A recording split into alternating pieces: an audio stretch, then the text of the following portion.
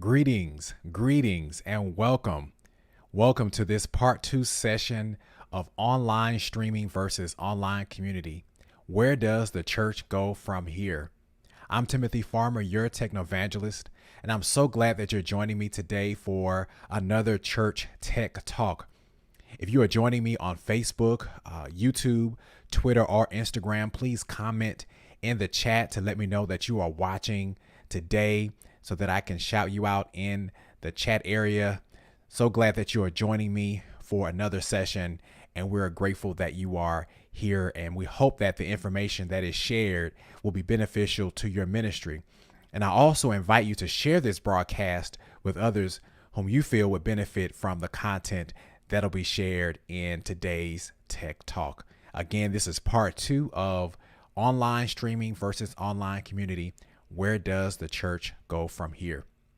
In the last session, I shared some information as it relates to how many ministries are making great strides moving forward, many of them without any type of technology set up before the pandemic, and working to get set up and getting their ministry online to continue to connect with their members, as well as those who would connect with their ministry who live in other parts of the country and the world.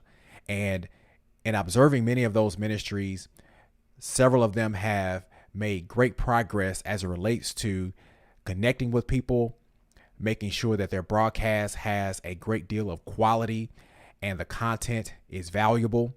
But as I said in the last session, there is more work to be done. And as we continue on a weekly basis to improve and continue to polish our online ministries as far as our worship, there are other components in addition to the worship, along with continuing to improve the worship, that we can do to help to go to the next level in ministry.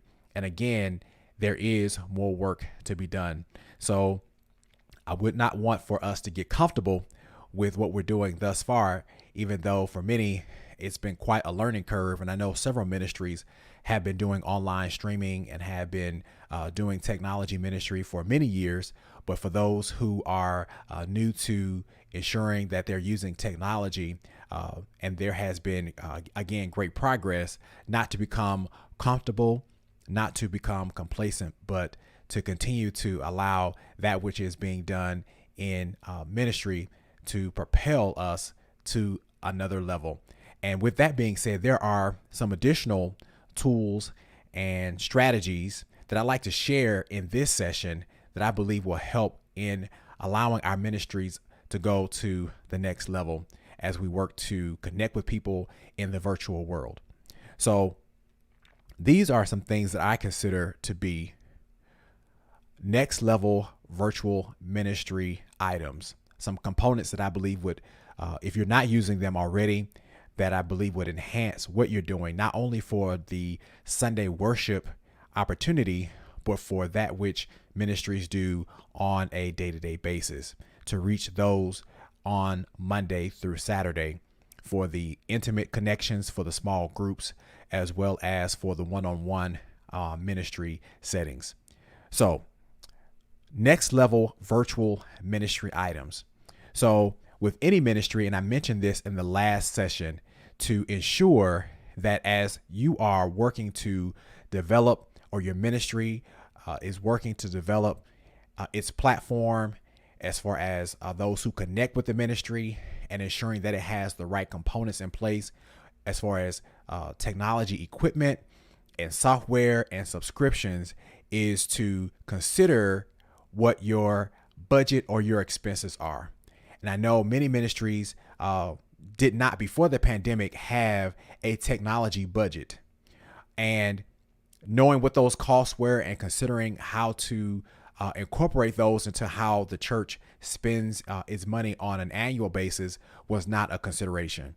So based on that which has been spent to get cameras, to improve sound, to get software for streaming, encoders, and all of those things that have been added to the church's inventory in that regard, it will be a tragedy to have all of those things in place, but not have a plan to maintain those items on an ongoing basis.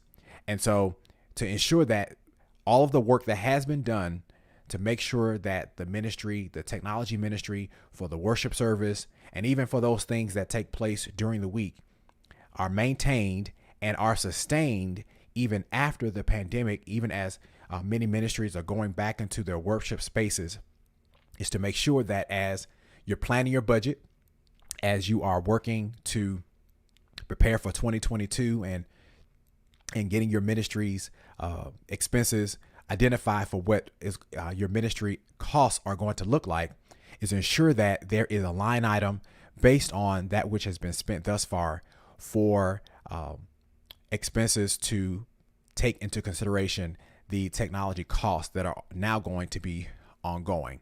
So that way you don't have to resort to fundraising if you don't have to, in order to know what your expenses are and to already be prepared for those expenses to continue to take your ministry to the next level. And also, if you're considering your budget for the next year, see what you can add to that which you've already put in place. So if you have one camera and your ministry, and based on the data of those who are watching online, or if you're doing social media videos and there is a lot of viewership, and looking at that information, that data, to know that many people are connecting with the ministry, it may be a good idea to incorporate another camera into your budget for the next year, so you can not only have one shot for shooting footage for Sunday or during the week, but you can incorporate an additional shot to have a multifaceted view of what people see. And the more angles that you incorporate, whether it be 2 or 3, and some have up to 5, and floating cameras and things of that nature, robotics, point, tilt, zoom, many of them are called PTZ cameras.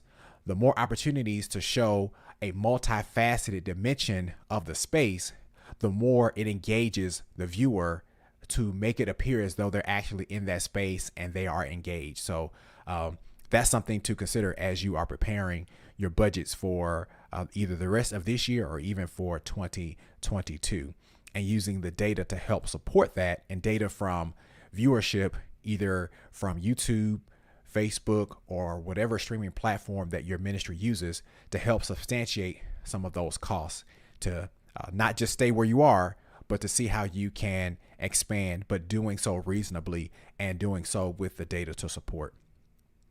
Also, as you consider your expenses, is to always continue to work to build the right team. And building the right team looks different in different environments, but you definitely want to always have in place the persons who can do more than one thing, or to cross train, to have the ability to, if in fact one person has to do multiple tasks, or one person has to do an additional task beyond that which they do on a weekly basis, but having the team in place and identifying the persons who can help to make sure that that which takes place on a Sunday for worship is done well, that there is opportunities for testing and opportunities to make sure that things are done ahead of time and prepared for the worship service, and even that which takes place during the week. I always recommend that for every person who does one thing regularly, that they at least know 2 other components well, in the event that a person who's a volunteer, who's a part of the team, they become ill and someone else has to step in to assist. That person can, if possible, do their main role and then also have a hand in doing an additional role if that becomes the case. What I don't recommend is that the same person who does it every week doesn't have a backup or doesn't have a person to support them, for 2 reasons. One is that can create burnout. And when burnout sets in, that can diminish the flow of how well the ministry does with technology on a Sunday and also during the week, but also is ensuring that a person or members have opportunities to worship. And I know those who are watching this broadcast span from small ministries who are just getting off the ground as it relates to technology, as well as those who have been doing this for a long time and you have a complete media ministry. But even with that is always identifying opportunities to train, to watch other ministries to see how you can improve and to learn and glean new skills to take your ministry to the next level. And if you are a smaller ministry, is taking the opportunity to reach out to not only those in the congregation, but you may have members who are of youth who may in the high school nearby, or who are college students who could help, or who might need volunteer opportunities, volunteer hours that can help to support continuing with making our ministries next level. And so in building the right team, a couple of tools that can help be beneficial for making sure that everyone on the team, as we go from where we are with online streaming to online community, is helping the team who work together to have a means by which to communicate for technology purposes, but also to communicate to just check in with each other to make sure that everyone from a self-care perspective is doing well. And one tool that I recommend on an ongoing basis, and I know many who are watching are already using this tool for other purposes, but if you are working with the technology team, or if you are working to support that, or sharing this broadcast with those who might be in charge of that for your ministry, one wonderful tool to communicate and keep everybody on the same page as it relates to the ministry and as it relates to just keeping each other uplifted and encouraged is using a tool called GroupMe. And for those of you who've never heard of or have ever used GroupMe, it is a conversation group, a discussion group that's similar to text messaging, but you can have a large group or a small group within one conversation where you can chat back and forth, and you can use this tool for your technology team or whatever team at the church is working to continue to keep the technology going during the pandemic and beyond, to use this as a medium to make sure that everybody is informed. If you are creating, which I also recommend, that you create a schedule and create a rotation of those who are working in different roles on different days. So if there is a group who is supporting the virtual worship service or supporting the live broadcast, this can be the space to which a communication goes out to let everybody know who is responsible for which tasks. Also, this can be a great way to communicate during service if something needs to be updated, if there's a slide that has a word that's misspelled, or if there is a sound that's buzzing in the background that the sound technician might need to know about and they may not hear it, then this can be a way to have the back and forth exchange about what's happening with the technology ministry. And again, this can be used for multiple ministries. And I know many are using this tool for many other purposes, but if you've never thought about using it, and it is free, using it for the technology ministry, this is a great way to keep everybody on the same page. And you can add members, take members away. You can also share files, such as if you have a schedule that you want to share, or an order of service, or a worship outline. This is a great way to keep everybody in the loop and informed. Now, going even beyond GroupMe, as a way in many ministries and many churches, and also nonprofits and corporations are using this tool, but they are offering this for an inexpensive cost for churches, is the Microsoft platform. And most notably is Microsoft Teams. With Microsoft Teams, if you've never heard of Teams, Microsoft Teams is a tool that includes video conferencing as well as a chat function, just like GroupMe, that allows for, and again, many schools are using this as well, for having virtual meetings, but it also provides a way to house documents that groups can work on collaboratively, such as a worship plan or such as a technology plan for the day-to-day operations of the church. And I'll talk a little bit more about that as well.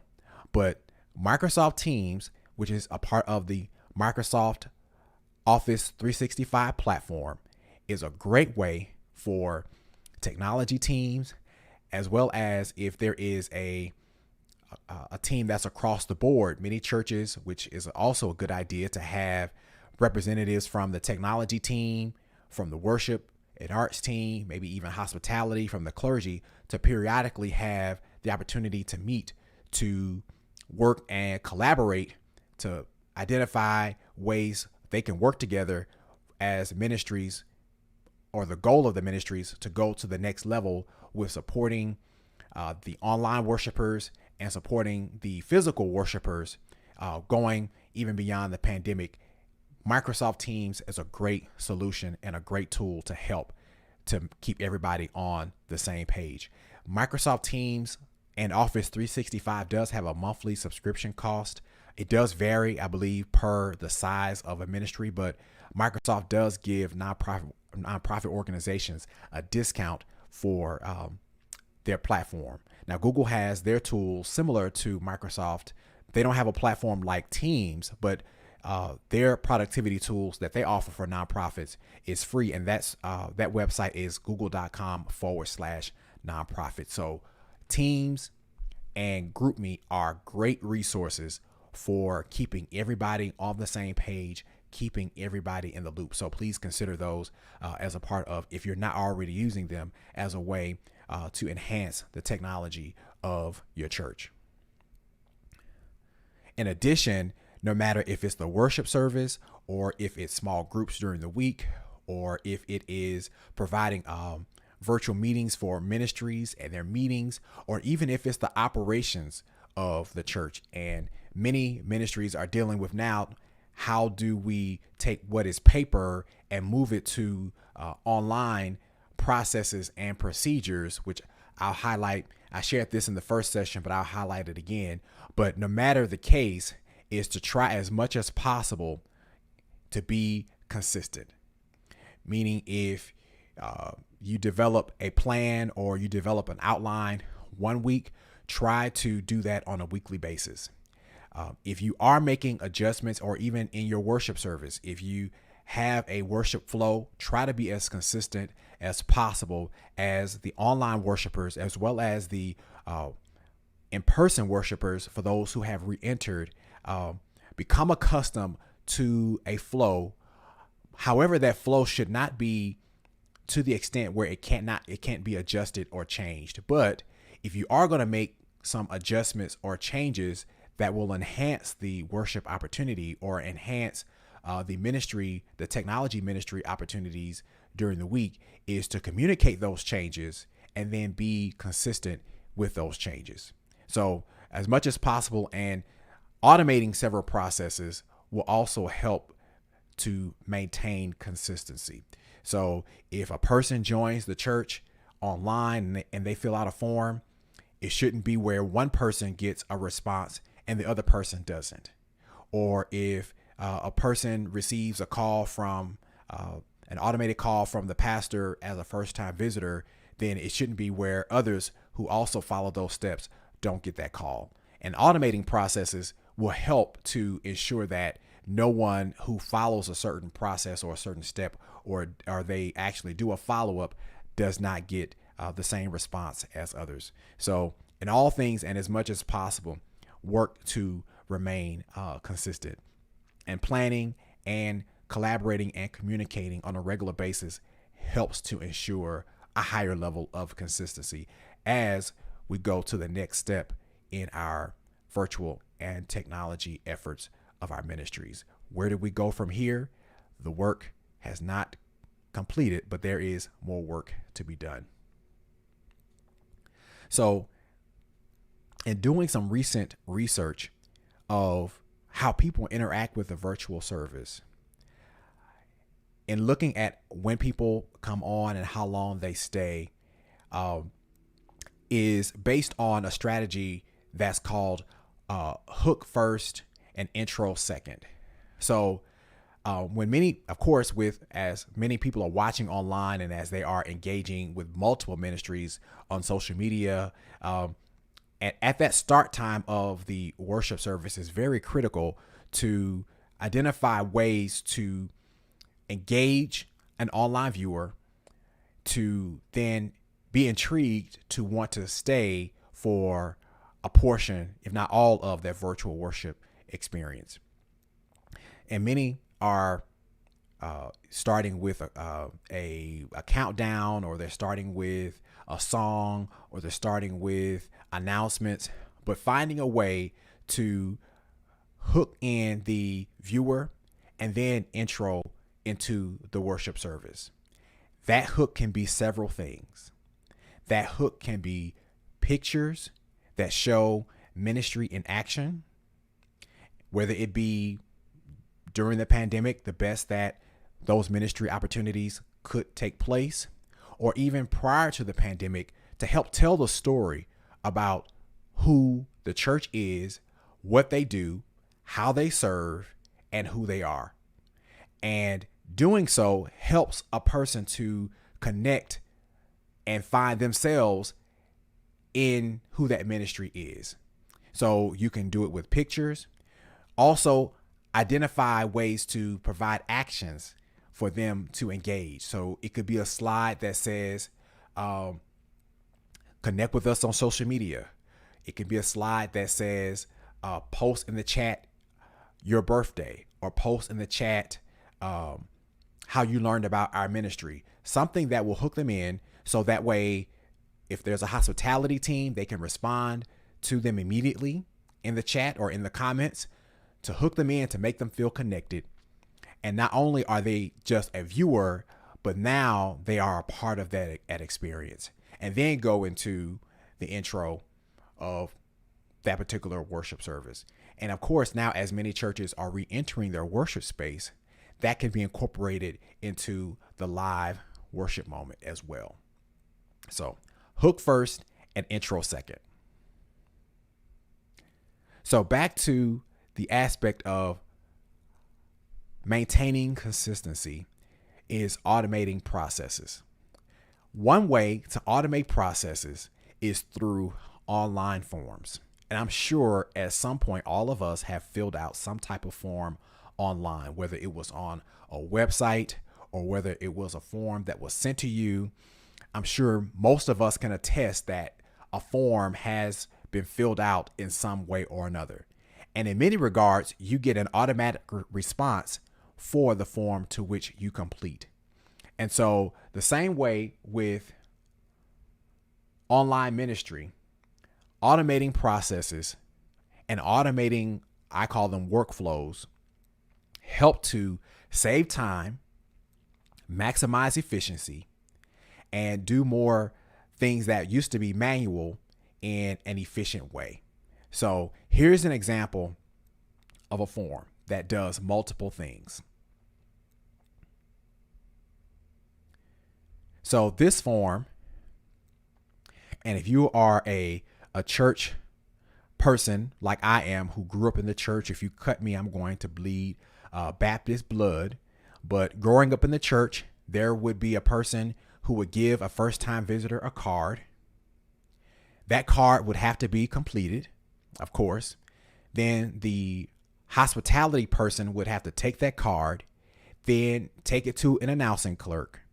Then that announcing clerk would either get up themselves and read it, have that person to stand, tell where they came from, and share information about themselves, or they would give it to the pastor for them to respond. And then the pastor may sometime that week call the first time guest or not even respond at all. So there are several steps, manual steps in that process that now with automation can be done automatically. So that way, even though we want to give a personal touch as much as possible, but we can spend more time on the personal touch, eliminating all of the manual steps that could hinder the progress and maximize time. So the same concept from the visitor card, now through an online form, can then on the website or in the chat, or from a iPad for those who have physical worship service now, a person can fill it out. Now, I do want to make clear, if you need for the population to which you serve a paper version, to make it conducive for those who may be older or who are not very savvy, you can do that, but then have someone who is a part of the discipleship team to fill it out in the form. But a person can come right to this form. Then what happens on the back end, once a person then fills out this form, tells how they learned about the ministry, they click submit. Then there's magic that happens on the back end. And this is all done through Google Forms, which is free. This magic will then allow for there to be an automatic response to the visitor that will have a video, a welcome video from the pastor that welcomes them to the worship experience. They get that immediately and automatically. And then there's a spreadsheet on the back end that allows for the pastor, the discipleship team, the outreach team, or whomever reaches out to first-time guests or new members.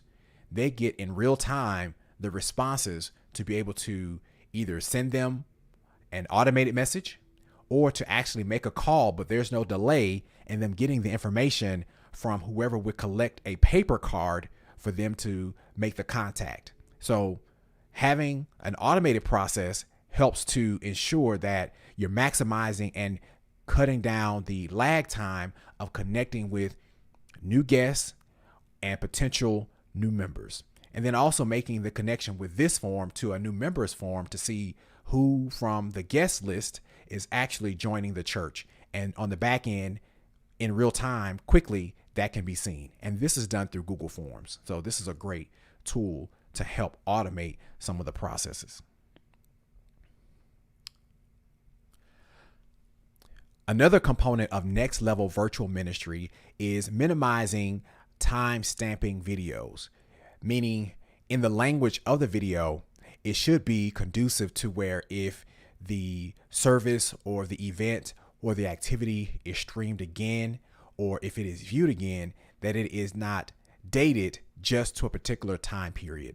So not dated to the fall or dated to a morning, evening, or night, but it can be viewed and the language is conducive for any time a person views it. So that for many, I'm sure we are very much in our language sensitive to saying this evening or good morning, but working in the language to be as much as possible, have the content to be relative and supportive of any time a person would watch that content.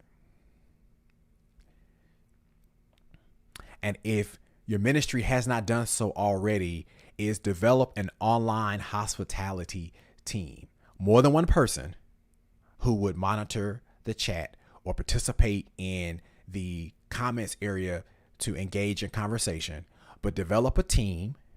And the good thing about that team, they don't have to be at the church in order to participate. They can be in their own space.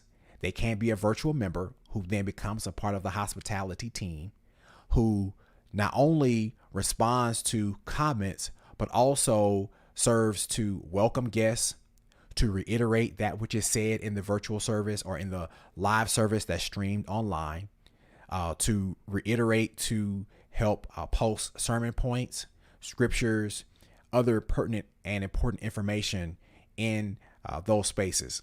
And if for many ministries, if you're using a streaming platform such as Restream, or if you're using StreamYard, many of those platforms allow for comments to be posted that go out to multiple platforms. So you don't have to worry about trying to put comments on Facebook and then on YouTube at the same time in two different ways, but you can post in both places with those tools, Restream, StreamYard. You put the comment in and it goes out to both platforms at the same time. But definitely recruiting a team that can help manage that on an ongoing basis, because the more personable and that conversation that can be done through a team, more people, and this is based on research, will have the tendency to connect with your ministry either virtually or physically. A few more things that I want to share.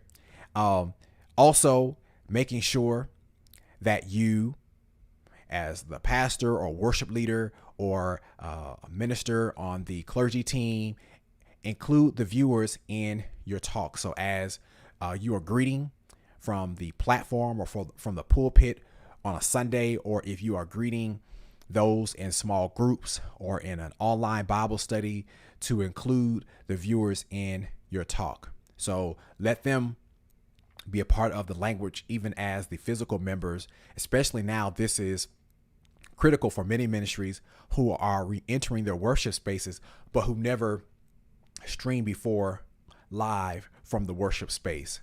And so making what they say conducive, not just to those who are in the physical space, but now there are two audiences that are accommodated both in the physical space and in the virtual space. So making sure the language is inclusive of all of those in that simultaneous audience of both what I consider to be the visuals, those in person, and the virtuals, those online. So, and that, I'm sure that takes practice, that takes time to develop some automaticity and a natural feel with the language around that. But it's always good to be conscious of how you speak to both those in the room and those who are online.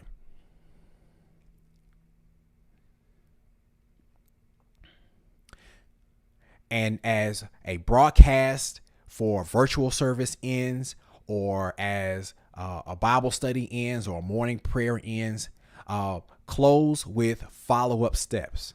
So if it is mentioned that a person can join the church, somewhere it needs to be shown that this is the way to join or to receive salvation or to request prayer. Definitely don't forget to have them to connect on social media with the ministry to remain connected and informed, but always end with an actionable follow-up. So instead of just saying that this is how you can connect, tell them and show them, okay, connect with us by doing this, that, or the other. And certainly if there's a hospitality team in place, they can post those ways in the chat. And even as it relates to giving, making sure that all of the ways that are available to give are easily, that people can easily connect with them. And also, if you aren't doing this yet for your ministry, or you can pass this along to whoever does it, is in the description of the virtual service, or even the live service that's streamed online, in the description to include the links of everything that's actionable relative to the ministry, for prayer requests, for salvation, for giving, for connecting online and using a tool. There is a website that the links that are placed in the description can be tracked to know how many people are clicking on those links in the description on Facebook and on YouTube. That website is called bit.ly.com, bit.ly.com.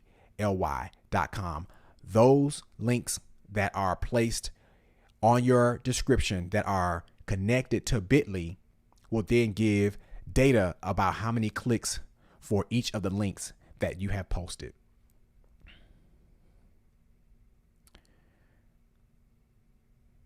And then also, if you're using tools that don't have automatically the captions turned on, make sure, I believe YouTube and Facebook automatically has their captions turned on. But if you are using other tools, church streaming, TV, or if you're using several other Vimeo live stream, make sure that the caption feature is turned on to ensure that those who either may be hearing impaired or may even have audio challenges with their computer, as they are viewing the service, they can have the opportunity to still have the words shown to them through the captions. And then lastly, always on an ongoing basis, work to develop a worship plan.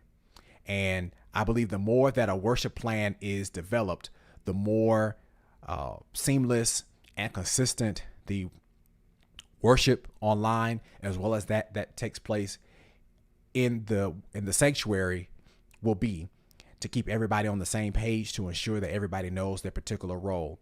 And so one tool that is heavily used in many ministries, and if your ministry has yet to use it, I suggest it very highly, and that is called Planning Center. And the website is simply planning.center. And what Planning Center does, it ensures that everybody who is to be involved, either in the Sunday service, or if it's a midweek service, or if it's a special event, that everyone is informed. They know the plan. They know the timing of each of the elements of the service.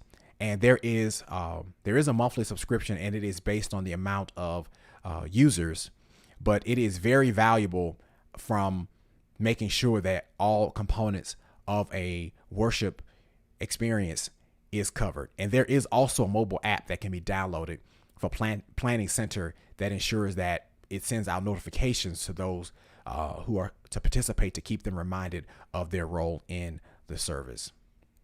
So with that being said, where does the church go from here? Online community versus online streaming is ensuring that the work that we do in ministry never stays in one place, that we never become stagnant in that which we've learned and have put in place relating to technology, but that we always work to go to the next level. And I hope that these tools have been beneficial.